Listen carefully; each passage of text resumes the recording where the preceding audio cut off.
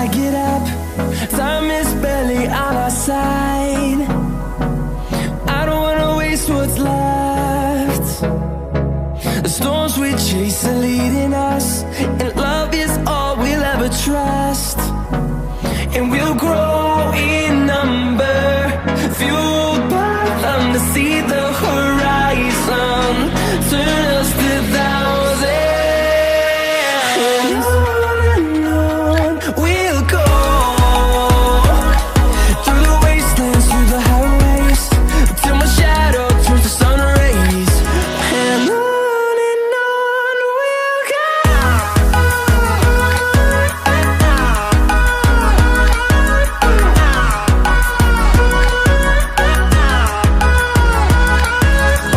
On we'll go.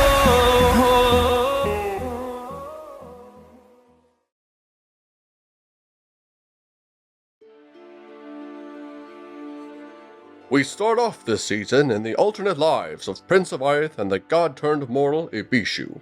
They find themselves working with Wolf and the Poisoned Apple to retrieve a magical sword known as the Olivethorn, which lies within a temple in the ruins of Wick.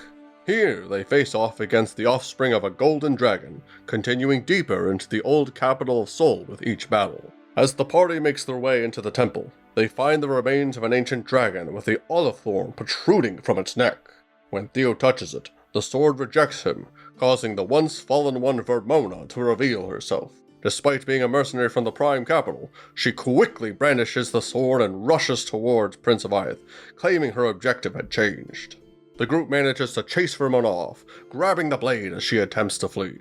Surprising everyone, Avith relinquishes the Olivethorn to the young golden dragon.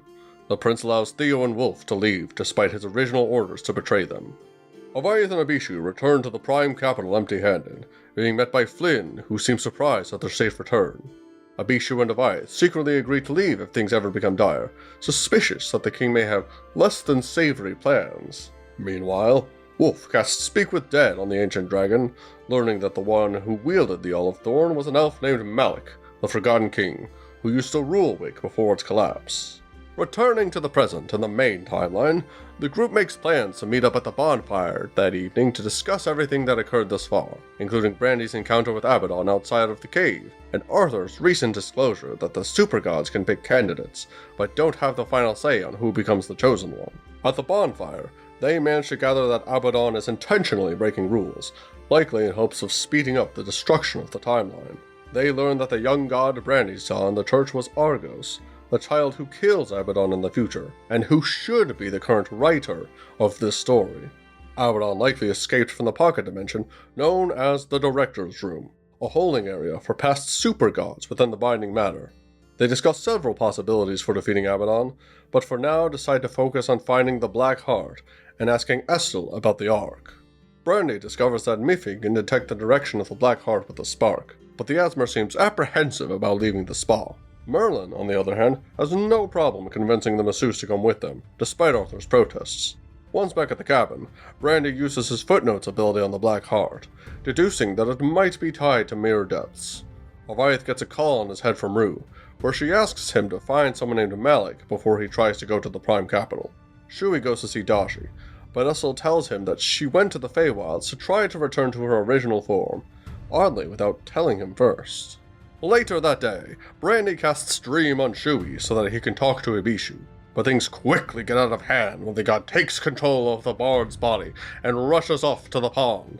A battle takes place in the real world between Ibishu and the party, as a rabbit-shaped Shui fights his sea serpent form within his dreamscape.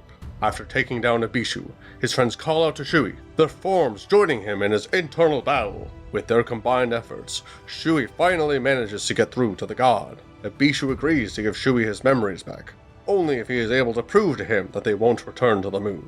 He agrees, and after waking up from the dream, he finds that he can unsheath the beast blade freely. The next day, Brandy and Avith spot Arthur saying goodbye to Libris and Zyri. He seems frustrated, being left behind while Estel and Merlin are also refusing to talk to him. He asks Brandy to speak to Estel on his behalf.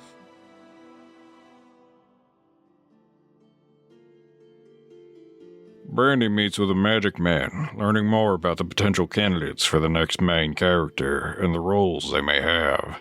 The ones known so far are Arthur the Sage, Jeudy the Jester, Aviath the Hero, Brandy the Redeemed, and Theo the Glitch. He also learns the Black Heart is in fact the magic man's heart, leading the eldritch being to lack parts of himself that are more than just physical. It is also revealed that Libris is a magic man's assistant after he pulls her rabbit form out of his hat, indicating that she is the pages of this story in the way that he is the ink. The group continues to the library to talk to Estel, a heated conversation about the arc taking place after they learn that live sacrifices are required to gain access. When it becomes clear that neither party will budge, Estel reveals herself to actually be Alia, teleporting her and Aviath into a room filled with clones of the Asmer. As they begin to fight, the group makes their way toward the now lit-up blue building. Titus and Marfire seemingly have vanished from their rooms as they pass by. Aviath becomes stunned as Theo, Brandy, and Jeudy join the fray, purple eyes opening up on Alia as the unknown entity she had merged with reveals itself as none other than a member of the audience. As a fight ensues, we see a memory from Brandy's perspective where he is a prisoner in the Church of Lemony. In this memory, Alia had come to visit him a final time, a stranger in loose-fitting robes accompanying her. She briefly grabs him, claiming that she had to stabilize him in order to make him perfect. As she is escorted away, the figure remains, looking at the tiefling curiously before fading with the memory. Returning to the present, Alia takes out her weapon, a merged blade made up of several other elven swords. The fight against the Darkborn Queen continues, our sparks managing to get her to unmerge with Tinder and an unknown high elf. As the battle drags on, Alia casts Power Word Kill at Aviath.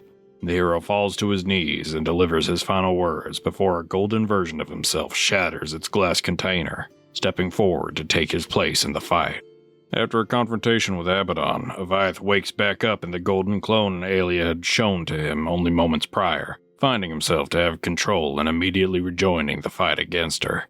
The battle surges on as new bodies unmerge from Alia, creating a difficult battlefield for our heroes to maneuver. Furious from Aviath being power word killed, Brandy transforms into his new true rage form, and uses his recently upgraded spark to stop Alia from merging with another Aviath. After standing strong for most of the encounter, Aviath succumbs to Alia's control, things taking a turn for the worse as both Brandy and Theo are brought down by his attacks. Jeudy helps bring them up as they make their final plea, and miraculously, the paladin breaks free again, healing those within his range. Theo manages to make the finishing strike on the Darkborn Queen before she can finish her final words to Brandy. The red eyes on the tiefling's hands melt off in pursuit of the purple eyes Alia had discarded, the two sinking into the floor and vanishing.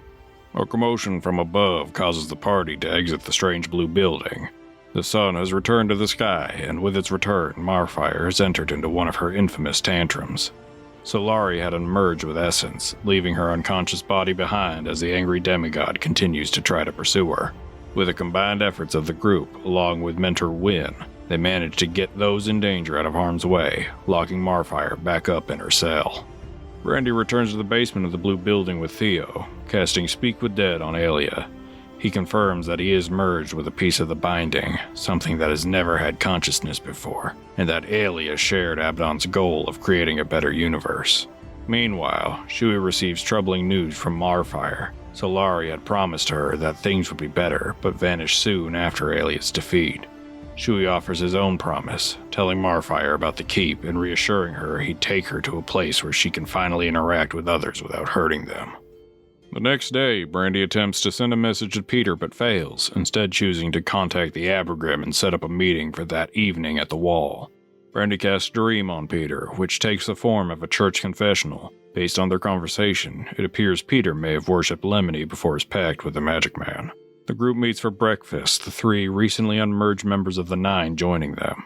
Jeudy approaches in hopes of learning more about what happened to them, Plum attempting to recount the events before their disappearance.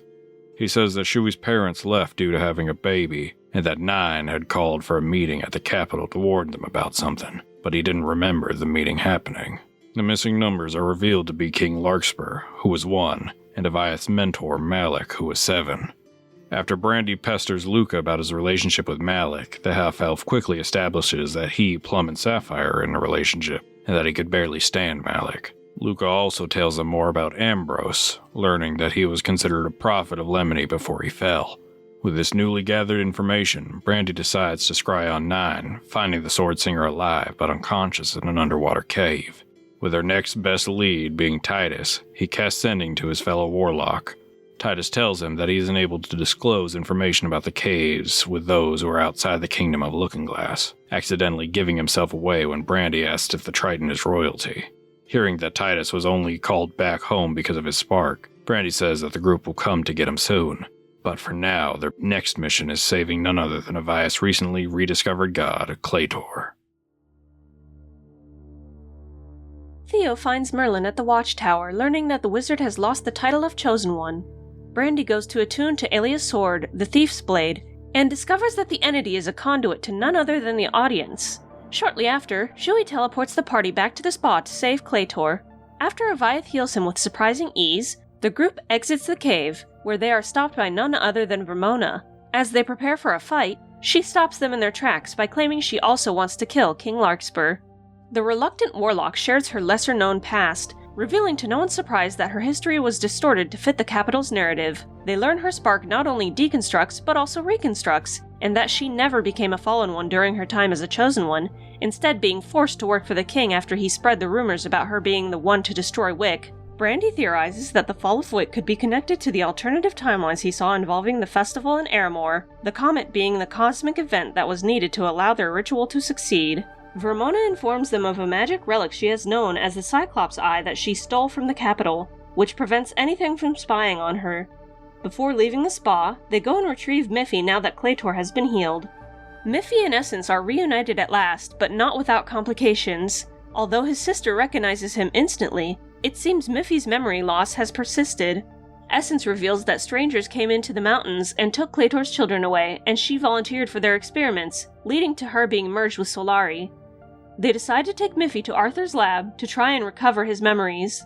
After teleporting in, it's clear that the time traveler has started to feel the effects of getting too close to his evil counterpart. Abdon seems to keep appearing nearby without actually showing up inside the lab, his reasoning for this being unknown. Arthur helps Miffy get a single memory back, but they are overwhelmed and asked to stop for the day. Brandy and Theo try to talk to Arthur about his mental state, and Arthur removes his gloves to show them he's been infected with the black moss. This likely means Abdon also has it, and that being so close to each other has caused the wizard to contract it as well.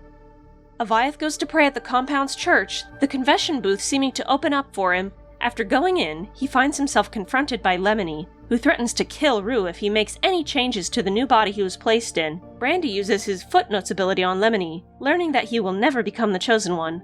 The group reunites with Peter at the wall, and the Abigrim demands to go with our protagonists to the capital. Brandy contacts Four via dream, asking about her role in his death. She explains she was simply following orders, and knew little of his past outside of what she was told. Brandy mentions that he's recently discovered 9 is still around, and Four asks them to send them her way so that they can apologize for not listening to her and leading the other members of the 9 into danger. Dashi reveals to Shui that the side effects of being in the moon haven't fully vanished, as her butterfly wings still appear in the moonlight. Brandy has a conversation with Merlin, asking her why she was found in Mirror Depths when she started to become a Jabber. She said she felt called to it, but wasn't sure why. Wynn talks to Aviath, giving him his handkerchief with the Prime Capital's emblem on it to allow them to get into Lookingglass. Brandy and Theo go to visit Arthur, finding Libris and Zyri waiting outside. Libris asks to go with them, and Arthur begrudgingly agrees. Libris reveals that in other timelines, Arthur has also been romantically involved with Zyri, since Zyri and Libris have an open relationship. The only reason the half-elf hadn't tried with the current Arthur was because Abdon had made all the other Arthurs disappear, and he didn't want to go through another heartbreak. But Libris thinks he would be happier if he gave Arthur another chance. Meanwhile, Shui goes to the pond to talk to Abishu.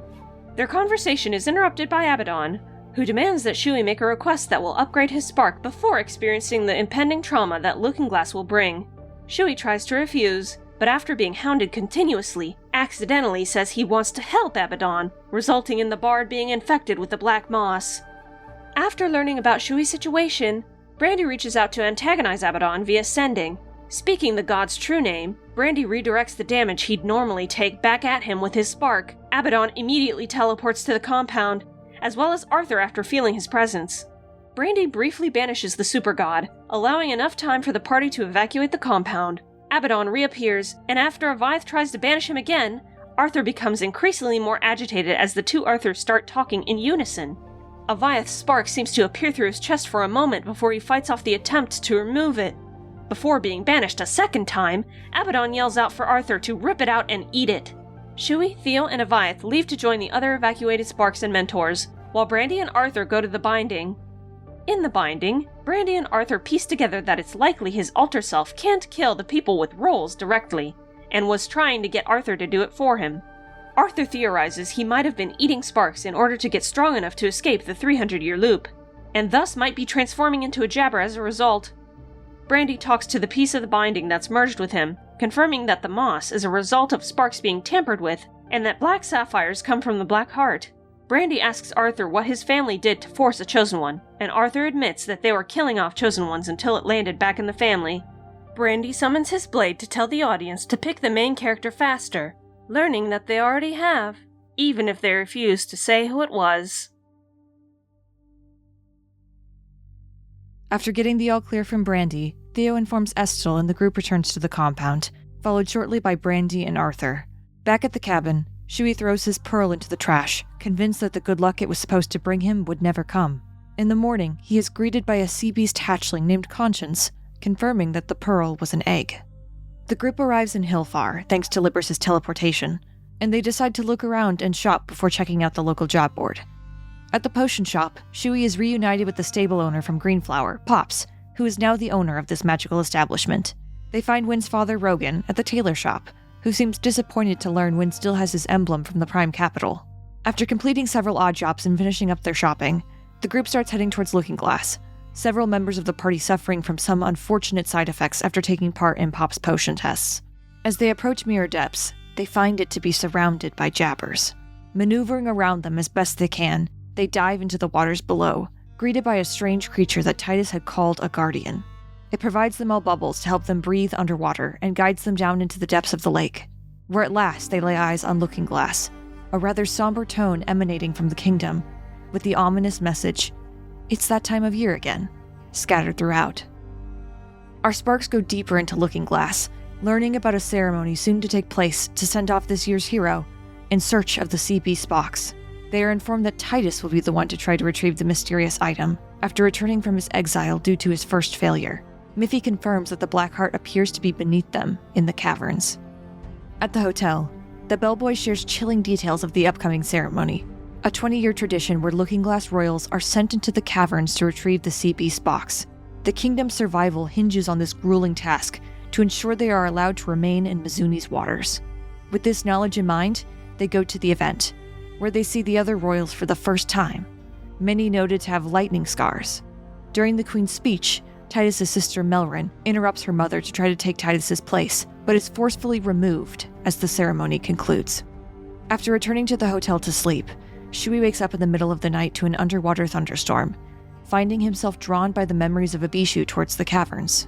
Ibishu yells at him to wake up, and he realizes he had been sleepwalking. Before he can continue deeper, a guardian chases him out of the caverns, and he realizes he had been sleepwalking in the underwater cave system.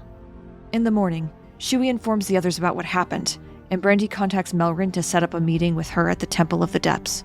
At Mizuni's temple, they meet a strange groundskeeper with the ability to give people memories or take them away upon their request.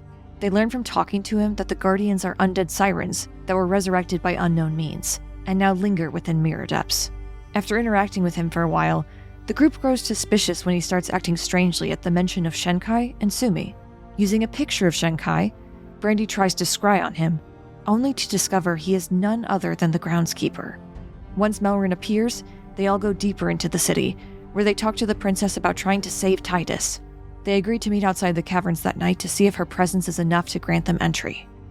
Brandy and Theo have a nice meal together, but are interrupted by the Magic Man, who gives the party a power-up to face whatever awaits them in the caverns.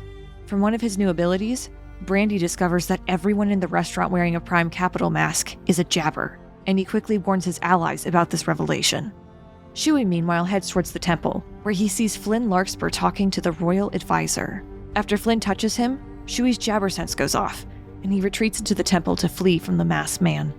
While in the temple, Shuey talks to the groundskeeper again, who seems content to live without remembering anything, in direct opposition to Shuey's goals to confront his past. The groundskeeper offers to give the bard a wish or a woe, and Shuey chooses wish, asking to see his parents. As the memory of their faces begins to form, it is cut off by the suddenly hostile groundskeeper. He warns Shuey not to go into the caverns, but the half-elf stands his ground. As the groundskeeper storms off, Shuey sees him enter the caverns, surrounded by guardians.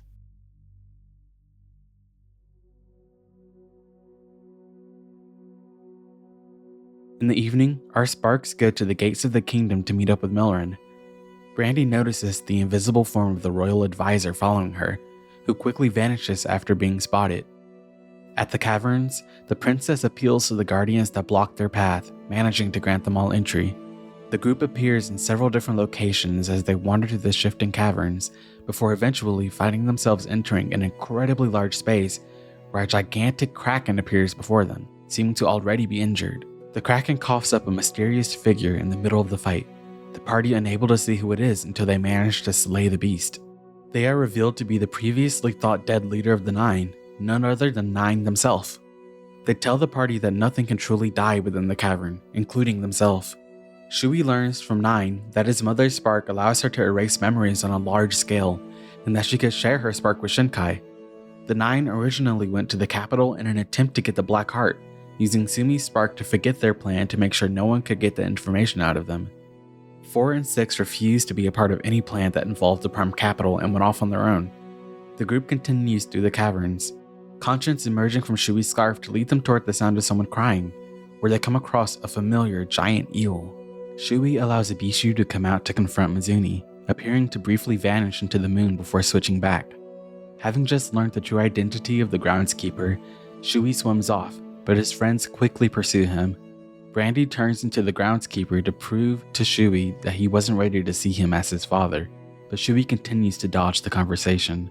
Aviath pulls Shuey aside to try to apologize to him, but things still seem tense between the bard and his party.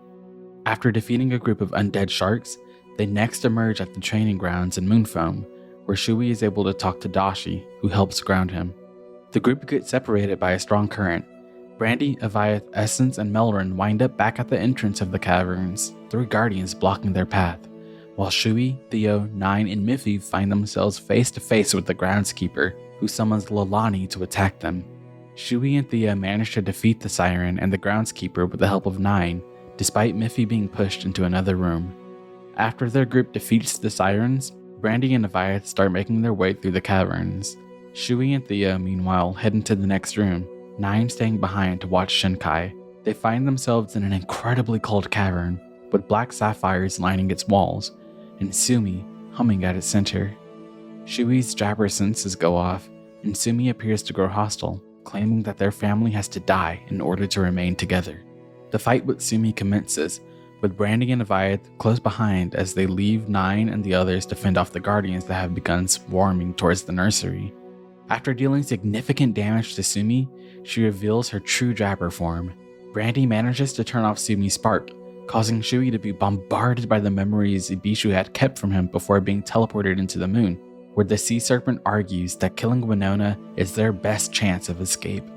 Winona offers to grant him a wish, and Shuey wishes for both him and Ibishu to return to their friends.